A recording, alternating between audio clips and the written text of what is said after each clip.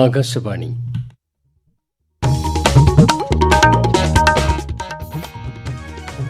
നമസ്കാരം. പ്രാദേശിക വാർത്തകൾ വായിക്കുന്നത് തുളസീദാസ് പരമേശ്വരൻ.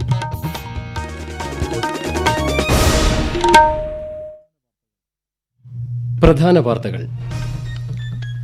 നരേന്ദ്രമോദിയുടെ നേതൃത്വത്തിൽ കേന്ദ്രത്തിൽ മൂന്നാം NDA സർക്കാർ ഇന്ന് അധികാരമേൽക്കും. സത്യപ്രതിജ്ഞയ്ക്കുള്ള ഒരുക്കങ്ങൾ പൂർത്തിയായി. നിയമസഭാ സമ്മേളനം നാളെ മുതൽ. ബജറ്റിലെ ധനാഭ്യർത്ഥന ചർച്ചയ്ക്ക് സമ്മേളനത്തിൽ പ്രഥമ പരിഗണന. സംസ്ഥാനത്ത് അടുത്ത 4 ദിവസം ശക്തമായ കാറ്റിനും വ്യാപക മഴയ്ക്കും സാധ്യത. ആഴക്കടൽ മത്സ്യബന്ധനം വിലക്കി. ഇന്ന് അർദ്ധരാത്രി മുതൽ ട്രോളിംഗ് നിരോധനം. 2020 പുരുഷ ലോകകപ്പ് ക്രിക്കറ്റിൽ ഇന്ന് ഇന്ത്യ-പാകിസ്ഥാൻ പോരാട്ടം.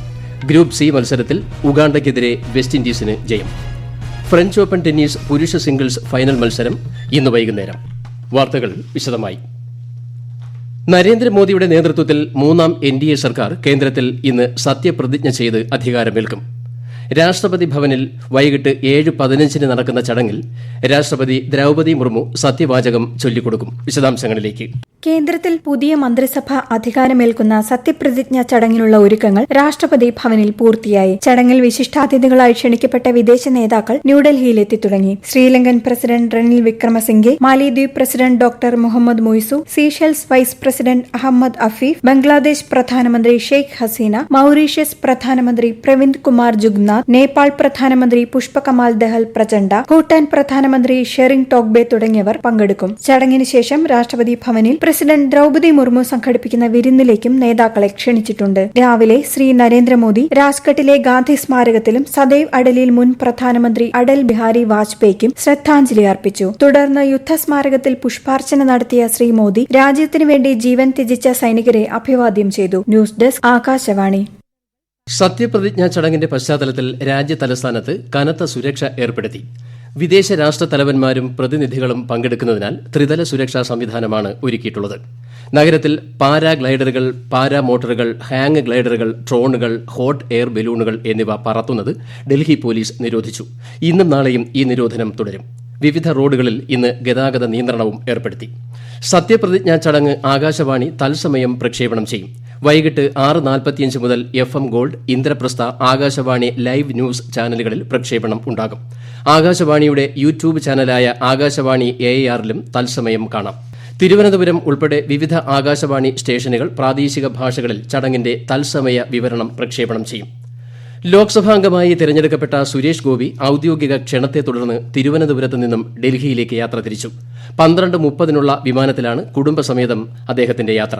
NDA സർക്കാരിന്റെ സത്യപ്രതിജ്ഞാ ചടങ്ങിനോടനുബന്ധിച്ച് വൈകിട്ട് കോഴിക്കോട് പുതിയ ബസ് സ്റ്റാൻഡ് പരിസരത്ത് പാർട്ടി പ്രവർത്തകരുടെ വിജയാരവം പരിപാടി നടക്കും.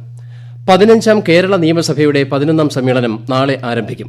2024-25 സാമ്പത്തിക വർഷത്തേക്കുള്ള ബജറ്റിലെ ധനാഭ്യർത്ഥനകൾ വിശദമായി ചർച്ച ചെയ്ത് പാസാക്കുന്നതിനാണ് സമ്മേളനത്തിൽ പ്രഥമ പരിഗണന.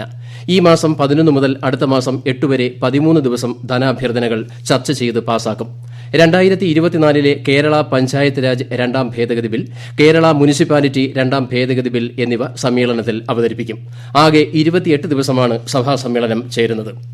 സംസ്ഥാനത്ത് അടുത്ത 4 ദിവസം ശക്തമായ കാറ്റിനും വ്യാപകമായ മഴയ്ക്കും സാധ്യതയെന്ന് കേന്ദ്ര കാലാവസ്ഥാ വകുപ്പ് അറിയിച്ചു.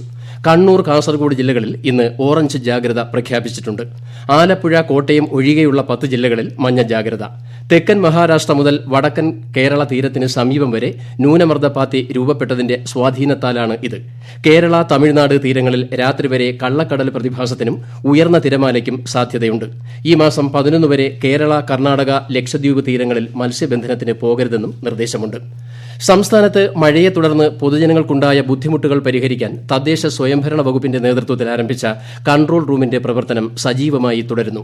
തിരുവനന്തപുരം പ്രിൻസിപ്പൽ ഡയറക്ടറേറ്റിൽ ആരംഭിച്ച 24 മണിക്കൂറും പ്രവർത്തിക്കുന്ന കൺട്രോൾ റൂമിൽ ലഭിച്ച പരാതികൾ മിക്കതും പരിഹരിച്ചതായി പ്രിൻസിപ്പൽ ഡയറക്ടർ MG രാജമാണിക്യം അറിയിച്ചു. മഴയെ തുടർന്ന് ഉണ്ടാകുന്ന വെള്ളക്കെട്ടുകൾ, പകർച്ചവ്യാധികൾ തുടങ്ങിയവ സംബന്ധിച്ച് പൊതുജനങ്ങൾക്ക് 0471 23 17 214 എന്ന നമ്പറിൽ അറിയിക്കാം. 220 അധ്യയന ദിവസം എന്നത് KER ചട്ടമാണെന്നും ഇക്കാര്യത്തിൽ ഹൈക്കോടതി തീരുമാനം ഉണ്ടെന്നും മന്ത്രി വി ശിവൻകുട്ടി. അധ്യാപകർ ഇക്കാര്യത്തിൽ സഹകരിച്ച് കുട്ടികളുടെ പഠന നിലവാരം ഉയർത്തണമെന്ന് മന്ത്രി നിർദ്ദേശിച്ചു. അധ്യാപകർ പരിശീലന നടപടികളോട് സഹകരിക്കണം. പരാതികൾ എന്തെങ്കിലും ഉണ്ടെങ്കിൽ പരിശോധിക്കുമെന്നും മന്ത്രി വ്യക്തമാക്കി. കൃഷിക്കൊപ്പം കളമശ്ശേരി പദ്ധതിയുടെ ഭാഗമായുള്ള ജലസംരക്ഷണ പ്രവർത്തനങ്ങൾക്ക് മന്ത്രി പി രാജീവ് തുടക്കം കുറിച്ചു. 3 പഞ്ചായത്തുകളിലെ 40 തോടുകളുടെ ആഴം കൂട്ടൽ, എക്കൽ നീക്കം ചെയ്യൽ, കലിങ്കുകളുടെ നിർമ്മാണം തുടങ്ങിയ പ്രവൃത്തികൾ ഉൾപ്പെടുത്തി 8 കോടി രൂപയുടെ പദ്ധതിയാണ് ഒരുക്കുന്നത്. ഈ വാർത്തകൾ ആകാശവാണിയിൽ നിന്ന്. സംസ്ഥാനത്ത് ഇന്ന് അർദ്ധരാത്രി മുതൽ ട്രോളിംഗ് നിരോധനം. ആഴക്കടൽ മത്സ്യബന്ധനത്തിന് 51 ദിവസത്തെ അവധി നൽകുന്ന ട്രോളിംഗ് നിരോധനം അടുത്ത മാസം 31-ന് അവസാനിക്കും. ഇതര സംസ്ഥാന മത്സ്യബന്ധന യാനങ്ങളെല്ലാം തീരം വിട്ടു പോകണമെന്ന് അധികൃതർ നിർദ്ദേശിച്ചു. നിരോധനം നടപ്പാക്കുന്നതിനുള്ള ക്രമീകരണങ്ങൾ ഫിഷറീസ് വകുപ്പിന്റെ നേതൃത്വത്തിൽ പൂർത്തിയായി. ട്രോളിംഗ് കാലയളവിൽ മത്സ്യമേഖലയിലെ തൊഴിലാളികൾക്ക് സൌജന്യ റേഷൻ നൽകും.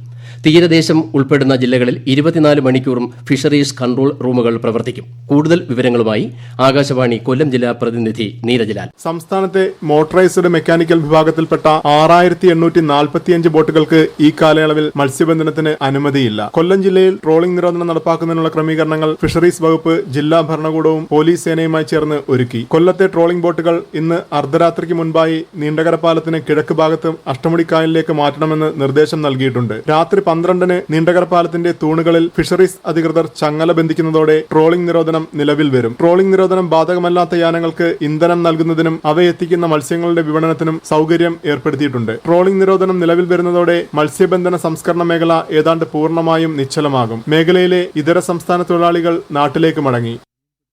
2020 ക്രിക്കറ്റ് ലോകകപ്പ് ഗ്രൂപ്പ് എയിൽ ഇന്ത്യ ഇന്ന് പാകിസ്ഥാനെ നേരിടും.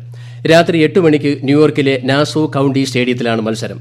ലോകകപ്പിലെ ആദ്യ മത്സരത്തിൽ അയർലൻഡിനെ 8 വിക്കറ്റിന് തോൽപ്പിച്ചതിന്റെ ആത്മവിശ്വാസവുമായാണ് ഇന്ത്യ ഇന്ന് ഇറങ്ങുന്നത്. എന്നാൽ ആദ്യ മത്സരത്തിൽ US-നോട് തോറ്റതോടെ തീർത്തും പ്രതിരോധത്തിലാണ് പാകിസ്ഥാൻ. ഗ്രൂപ്പിൽ ഇനിയൊരു തോൽവി സൂപ്പർ 8 സാധ്യതകളെ ബാധിക്കും എന്നതിനാൽ ഇന്നത്തെ കളി പാകിസ്ഥാന് നിർണായകമാണ്. ഇന്ന് രാവിലെ നടന്ന ഗ്രൂപ്പ് സി മത്സരത്തിൽ ഉഗാണ്ടയെ 134 റൺസിന് വെസ്റ്റ് ഇൻഡീസ് പരാജയപ്പെടുത്തി. ഫ്രഞ്ച് ഓപ്പൺ ടെന്നീസിന്റെ പുരുഷ സിംഗിൾസ് ഫൈനലിൽ സ്പാനിഷ് താരം കാർലോസ് അൽക്കാരസും ജർമ്മനിയുടെ അലക്സാണ്ടർ സ്വരേവും ഏറ്റുമുട്ടും. റോളൻ ഗാരൂസിൽ ഇന്ന് വൈകിട്ട് 6-നാണ് മത്സരം. ഇന്നലെ നടന്ന വനിതാ സിംഗിൾസിന്റെ കലാശക്കളിയിൽ ലോക 1-ാം നമ്പർ താരം പോളണ്ടിന്റെ ഇഗ സ്വിയാടെക് കിരീടം ചൂടി. കണ്ണൂർ രാജ്യാന്തര വിമാനത്താവളത്തിൽ നിന്ന് ഈ വർഷത്തെ അവസാനത്തെ ഹജ്ജ് വിമാന സർവീസ് നാളെ പുലർച്ചെ 1:55-ന് പുറപ്പെടും. അടുത്ത മാസം 10 മുതൽ ഹാജിമാർ മടക്കയാത്ര ആരംഭിക്കും. മദീനയിൽ നിന്ന് ജൂലൈ 19 വരെയാണ് ഹാജിമാരുടെ മടക്കയാത്ര. സൌദി എയർലൈൻസ് വിമാനമാണ് ഇത്തവണ ഹജ്ജ് സർവീസ് നടത്തുന്നത്. മിഥുനമാസ പൂജകൾക്കായി ശബരിമല ക്ഷേത്രനട വെള്ളിയാഴ്ച വൈകുന്നേരം 5-ന് തുറക്കും. പൂജകൾ പൂർത്തിയാക്കി ഈ മാസം 19-ന് നട അടയ്ക്കും. ക്ഷേത്ര ദർശനത്തിനുള്ള വെർച്വൽ ക്യൂ ബുക്കിംഗ് ആരംഭിച്ചു. കോട്ടയം പാത്താമുട്ടം ശാരദാദേവി ക്ഷേത്രത്തിൽ മോഷണം. 5 കാണിക്ക വഞ്ചികൾ തകർത്ത് പണം കവർന്നു. ഇന്നലെ രാത്രിയിലാണ് മോഷണം എന്നാണ് സംശയം. ക്ഷേത്രത്തിലെ വാതിൽ തകർത്ത് അകത്ത് കയറിയ മോഷ്ടാവ് തിടപ്പള്ളിയുടെ പൂട്ട് തകർത്താണ് ഉള്ളിൽ കയറിയത്. രാവിലെ ക്ഷേത്രത്തിൽ എത്തിയവരാണ് മോഷണം നടന്ന വിവരം അറിഞ്ഞത്. ചിങ്ങവനം പോലീസ് സ്ഥലത്തെത്തി പരിശോധന നടത്തി. KSRTC വോൾവോ ബസ്സിടിച്ച് മറിഞ്ഞു വീണ തൃശൂർ ശക്തൻ നഗറിലെ ശക്തൻ തമ്പുരാൻ പ്രതിമ പുനഃസ്ഥാപിക്കുന്നതിന് KSRTCയോട് നിർദ്ദേശിച്ചതായി മന്ത്രി കെ രാജൻ. പ്രതിമ സന്ദർശിച്ചതിന് ശേഷം മാധ്യമങ്ങളോട് സംസാരിക്കുകയായിരുന്നു അദ്ദേഹം. ഇന്ന് പുലർച്ചെയുണ്ടായ അപകടത്തിൽ 3 യാത്രക്കാർക്ക് നിസാര പരിക്കേറ്റു.